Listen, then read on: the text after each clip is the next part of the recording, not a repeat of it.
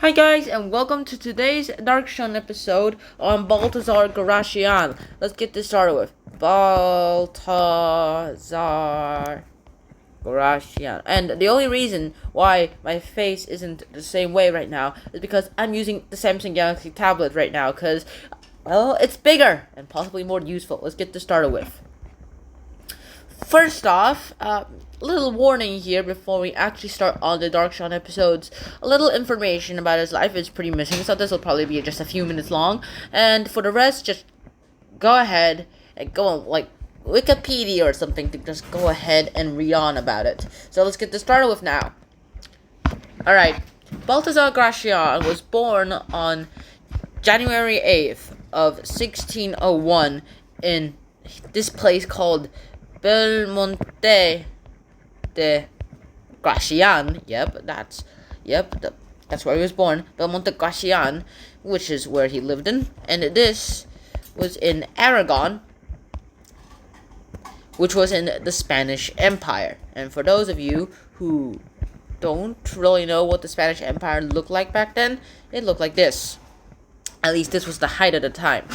After Gracián died, the Spanish Empire lost pretty much all of this, and pretty much all of this. It lost all the Americas, and it even lost all this, and all it had left was the mainland and its African colonies. However, back in Gracián's day, it held everything,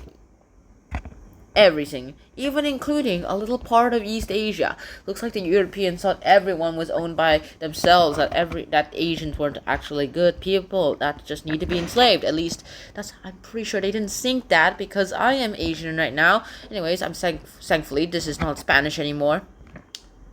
Next thing that happens is that he goes ahead, and after a few years and living with his uncle, who was also coincidentally a priest.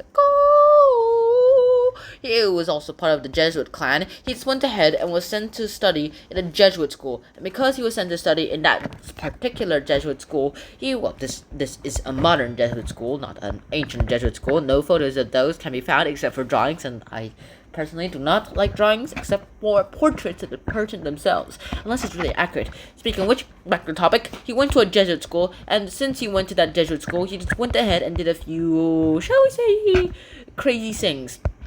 He studied really well, and he stayed there from 1621 all the way to 1623, and he even studied at in this place called Zaragoza. And for those of you who don't know where that is, it's somewhere in this purple section. I think I nailed it.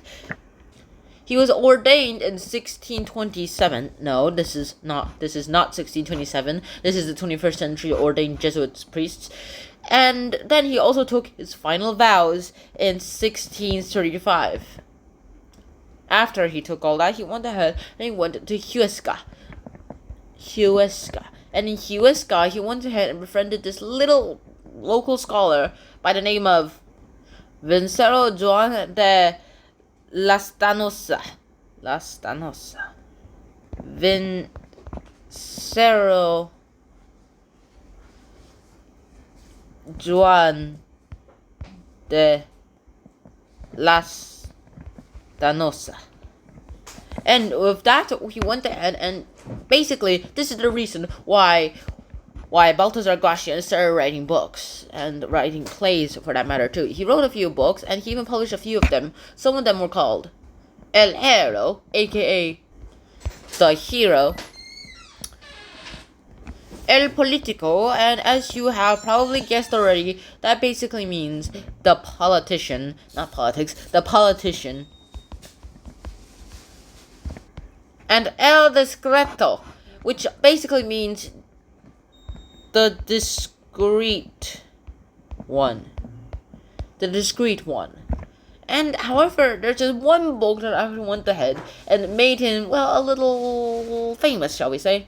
Also, it had dire consequences, and no, I'm not talking about the Pocket Oracle and Art of Prudence, which was written 350 years ago, and even 350 years later is still pretty relevant today by my standards. I mean, I haven't read it yet, but I've heard it's useful, and I just read the blurb, and it seems to be really useful to me right now.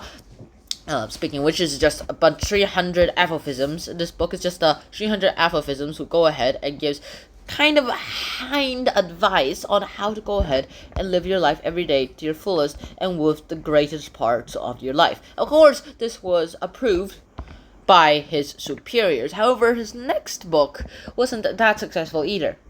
It was called El Criticon. He published the first part in 1651, and this one, he didn't have the permission from his superiors, but he published it anyway, which of course made his superiors a little mad, but they didn't kick him out. Not until he published the second part of El Criticon, which was published in 1657.